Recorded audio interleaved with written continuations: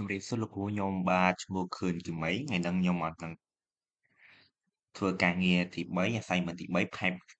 comment អញ្ចឹងឥឡូវហ្នឹងយើងចាប់ផ្ដើមជាមួយនឹង Pep comment របស់យើង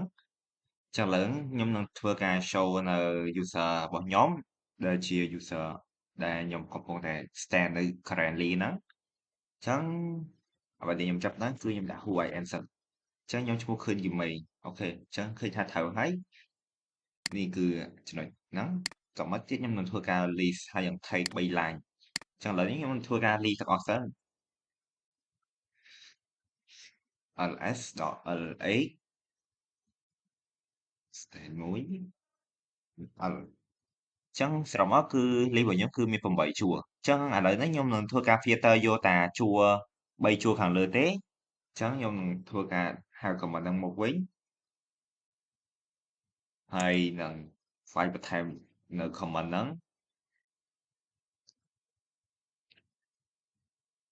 ដាក់ថែមពាក្យ head ដែលយើងដក3 filter យកពីខាងលើ3ជួរនេះអញ្ចឹងដូច្នេះយើងបានឃើញថា3ជួរខាងលើដែលខ្ញុំ filter ហ្នឹងគឺបានមកហើយអញ្ចឹងឥឡូវនេះខ្ញុំនឹងធ្វើការបន្តទៀតហើយ comment បន្តទៀត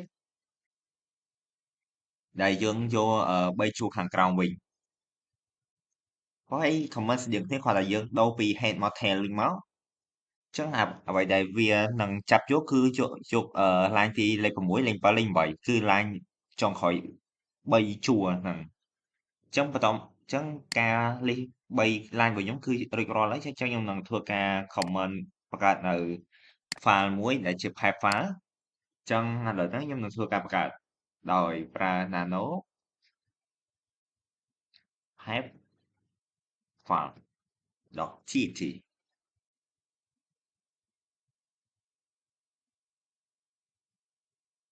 អញ្ចឹងខ្ញុំបានធ្វើការបង្កើតរួចរាល់ហើយខ្ញុំនឹងដាក់ line នៅក្នុងហ្នឹងអឺដាក់ line 10 line អីចឹងទៅ10 line អញ្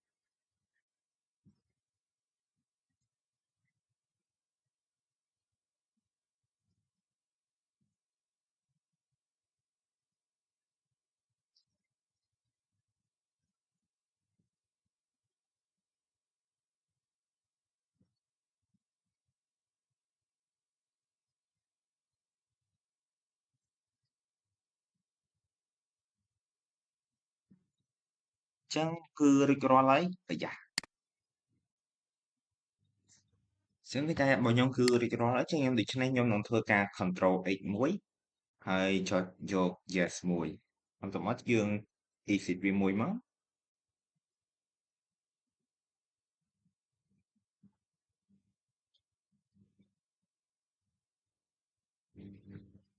control X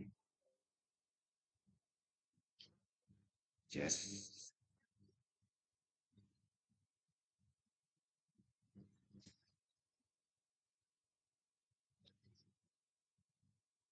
អញ្ចឹងខ្ញុំនឹងធ្វើការ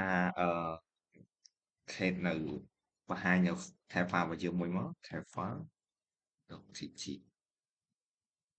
នេះអ្វីដែលមាននៅក្នុង file របស់យើងដែលជា tab file របស់យើងហ្នឹងអញ្ចឹងដូច្នេះខ្ញុំធ្វើការ filter វាម្ដងទៀត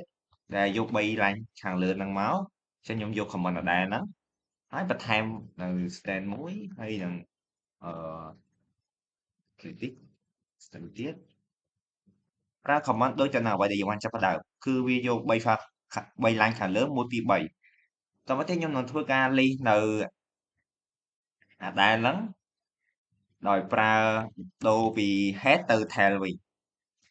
អញ្ចឹងដូច្នេះវានឹងយកពី8 9 10អញ្ចឹងដូច្នេះខ្ញុំមានប៉ុណ្្នឹងលោកគ្រូសូមអរគុណ